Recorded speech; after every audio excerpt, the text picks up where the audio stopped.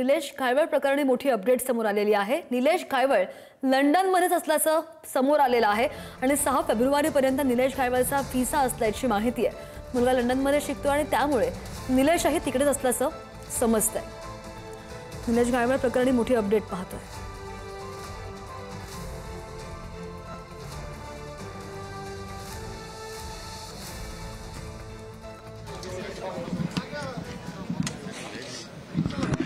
Sir, Nilesh Ghaywal संदर्भात आपण UK कमिशनला एक ईमेल केला होता, पत्रव्यवहार केला होता।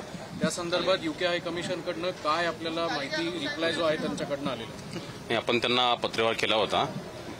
माहिती अशी आहे की निलेश घायवळ जो आहे फरार आरोपी तो सध्या यूकेमध्येच आहे आणि त्याच्या संदर्भामध्ये त्यांना हे पण कळलं होतं की त्याचा पासपोर्ट रिव्होक केलेला आहे।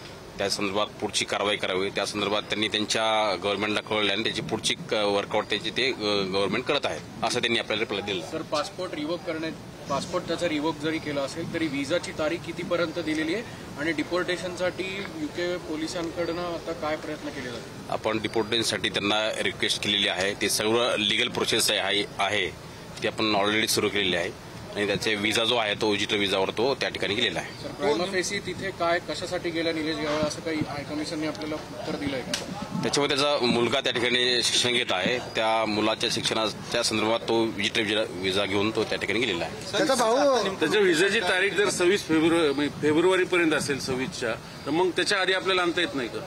ते सगळे प्रोसिजर आपण सुरू केलेले आहेत, त्याच्या अगोदर आपल्याला आणता येईल आणि ते लवकरच आपल्या ताब्यात येतील। त्याचा भाऊ सध्या फरार आहे, काय त्याचे भाऊ आहे फरार, बाकीचे सोबतचे आरोपी पण अजून वॉन्टेड आहेत। काही आरोपी आपण अटक केलेले आहेत, काही 2-3 आरोपी मागच्या आठवड्यात आपण अटक केलेले आहेत। ते सर्व आरोपी अटक करण्यासाठी सर्व आपल्या टीम्स आहेत, आपल्या बिहाइंड द सीन काही टेक्निकल वर्कआउट पण आपलं सुरू आहे।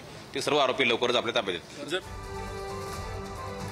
आणि या संदर्भात आणखी तपशीलवार आमचे प्रतिनिधी ज्ञानेश्वर चौतमल आपल्या सोबत आहेत। ज्ञानेश्वर, मोठी अपडेट मिळावी लागेल, आता यापुढचे प्रयत्न पोलिसांकडून कसे सुरू आहेत? पोलिसांकडून अधिकृत माहिती मिळालेली आहे। यात एक महत्वाची गोष्ट आहे, ज्यात पोलिसांनी असं म्हटलंय की निलेश घायवळला लवकरच आपल्याला भारतात आणता येईल, लवकरच ताब्यात घेता येईल, कारण तशा पद्धतीचा जो पत्रव्यवहार होता तो यूके सोबत झालेला होता आणि आता यूके हाय कमिशन कडून देखील पुणे पोलिसांना उत्तर मिळालेलं आहे। कुठल्याही क्षणी निलेश घायवळ याला ताब्यात घेण्याचे जे प्रयत्न आहेत, जी प्रक्रिया आहे ती सुरू होऊ शकते। अर्थातच आंतरराष्ट्रीय पातळीवरती हे सगळं प्रकरण पोलिसांकडून जे सगळे प्रोटोकॉल्स आहेत ते पाळून केलं जात आहे।